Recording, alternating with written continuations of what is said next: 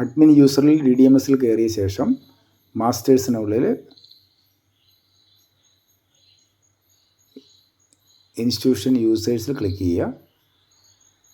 അപ്പോൾ നമുക്ക് ഇൻസ്റ്റിറ്റ്യൂഷനിൽ യൂസ് ചെയ്യുന്ന ആളുകളുടെ എല്ലാവരുടെയും പേര് കാണാൻ പറ്റും. അവരുടെ നേരെയുള്ള പെൻസിൽ മാർക്ക്, ആരെയാണോ നമുക്ക് ഇനാക്റ്റീവ് ആക്കേണ്ടത് അവരുടെ നേരെയുള്ള പെൻസിൽ മാർക്കിൽ നമ്മൾ ക്ലിക്ക് ചെയ്യുക.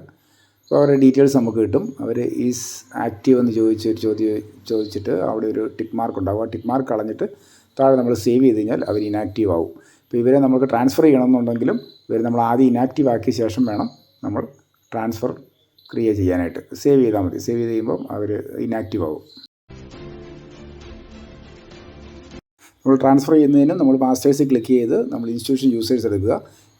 അപ്പോൾ നമുക്ക് ഇൻക്ലൂഡ് ഇനാക്റ്റീവ് യൂസേഴ്സ് കാണാം. അതിൽ നമ്മൾ ടിക്ക് മാർക്ക് കൊടുക്കുക. അപ്പോൾ നമുക്ക് ഇവിടുന്ന് നമ്മൾ ഇനാക്റ്റീവ് ആക്കി ട്രാൻസ്ഫർ ചെയ്യാൻ റെഡിയായിട്ട് നിൽക്കുന്ന ആളുകളെല്ലാം പേര് ട്രാൻസ്ഫറിൻ്റെ കോളത്തിൽ കാണാം. അവരുടെ പേര് നേരെയുള്ള പെൻസിൽ മാർക്കിൽ ക്ലിക്ക് ചെയ്യാം. അപ്പോൾ നമുക്കിതുപോലെ ഡീറ്റെയിൽസ് എൻ്റർ ചെയ്ത് കൊടുക്കണം. അവരുടെ ഡിസ്ട്രിക്റ്റ്, അവരുടെ വെയർഹൗസ് ഡിസ്ട്രിക്റ്റിൻ്റെ പേര്, ഇൻസ്റ്റിറ്റ്യൂഷൻ, റോള്, ഇത്തരം കാര്യങ്ങൾ നമ്മൾ സെലക്ട് ചെയ്ത് നമ്മൾ അടിച്ചു കൊടുത്ത ശേഷം നമ്മൾ സേവ് ചെയ്ത് കഴിഞ്ഞാൽ അവരിവിടുന്ന് ആ സ്ഥാപനത്തിലേക്ക് ട്രാൻസ്ഫർ ആയിക്കോളും. നമ്മുടെ സ്ഥാപനത്തിലേക്ക് ട്രാൻസ്ഫർ ആയി വരുന്നവരെ സ്വീകരിക്കുന്നത് ഇതുപോലെ തന്നെ മാസ്റ്റേഴ്സിൽ ക്ലിക്ക് ചെയ്ത് നമ്മൾ ഇൻസ്റ്റിറ്റ്യൂഷൻ യൂസേഴ്സ് എടുക്കുക. അതിൽ നമ്മൾ ഇൻക്ലൂഡ് ഇനാക്റ്റീവ് യൂസേഴ്സിൽ ടിക്ക് മാർക്ക് കൊടുക്കുക. അപ്പോൾ നമുക്ക് ട്രാൻസ്ഫറിൻ്റെ കോളത്തിൽ അവർ പുറത്തുനിന്ന് ഇങ്ങോട്ട് നമുക്ക് ട്രാൻസ്ഫറായി വന്നവരുടെ പേര് കാണാം. അതിൽ ആ പെൻസിൽ മാർക്കിൽ നമ്മൾ ക്ലിക്ക് ചെയ്യുമ്പോൾ നമുക്ക് അവരുടെ പേരും ഡീറ്റെയിൽസും കാണാം.